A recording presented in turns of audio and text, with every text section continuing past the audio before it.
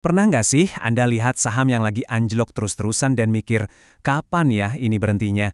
Nah, hari ini kita bakal bongkar rahasia para trader pro dalam membaca sinyal-sinyal krusial pembalikan arah di pasar.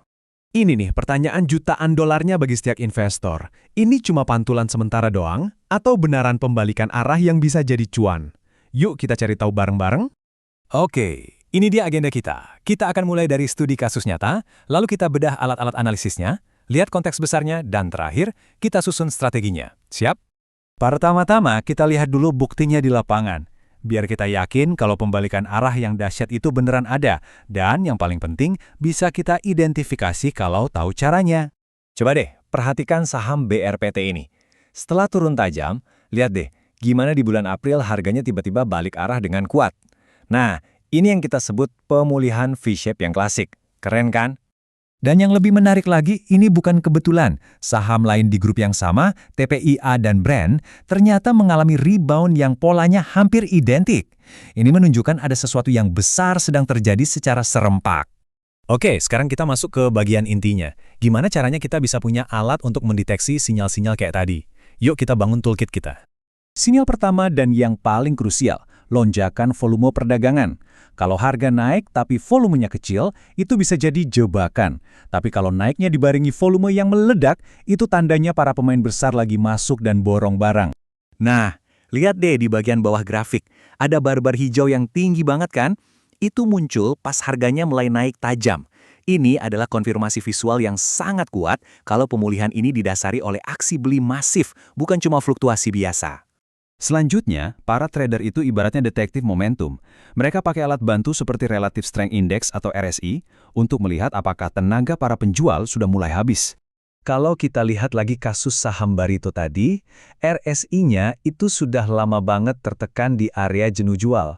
Begitu RSI-nya mulai menanjak naik dari area 30-40, itu sinyal klasik kalau para pembeli sudah mulai kembali dan mengambil alih kendali permainan. Dan petunjuk ketiga, ini yang paling seru. Pertarungan di garis moving average. Anggap saja garis ini adalah benteng pertahanan para bears. Harga harus bisa menembus benteng ini untuk membuktikan kekuatannya.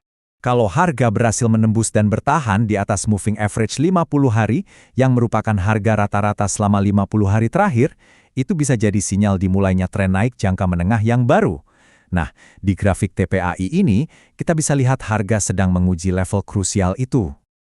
Tapi ingat ya, analisa teknikal itu nggak berdiri sendiri. Kita juga harus lihat gambaran besarnya. Apa sih yang lagi terjadi di luar sana? Ternyata, pada saat itu ada banyak faktor eksternal yang mendukung. Mulai dari geopolitik di Timur Tengah yang bikin saham energi menarik, sampai spekulasi suku bunga yang membuat investor lari ke perusahaan besar yang dianggap stabil. Semuanya jadi angin segar untuk grup saham ini. Nah, disinilah faktor psikologi pasar masuk.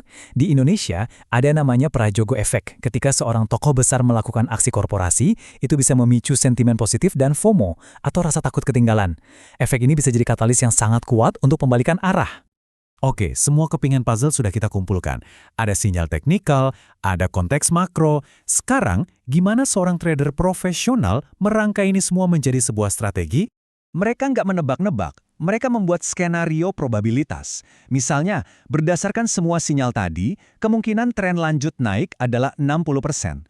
Kemungkinan sideways 30%, dan kemungkinan gagal breakout 10%. Dengan begini, mereka bisa merencanakan aksi untuk setiap skenario. Jadi, intinya, ini bukan soal jadi peramal saham ya. Ini semua tentang menggunakan data untuk membuat taruhan yang cerdas, menimbang probabilitas, dan yang terpenting, mengelola resiko. Jadi, apa yang bisa Anda bawa pulang?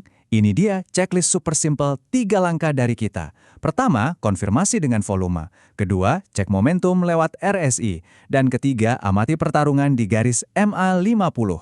Gampang kan? Nah, itu tadi penjelasan lengkap kita tentang cara mengenali pembalikan arah pasar.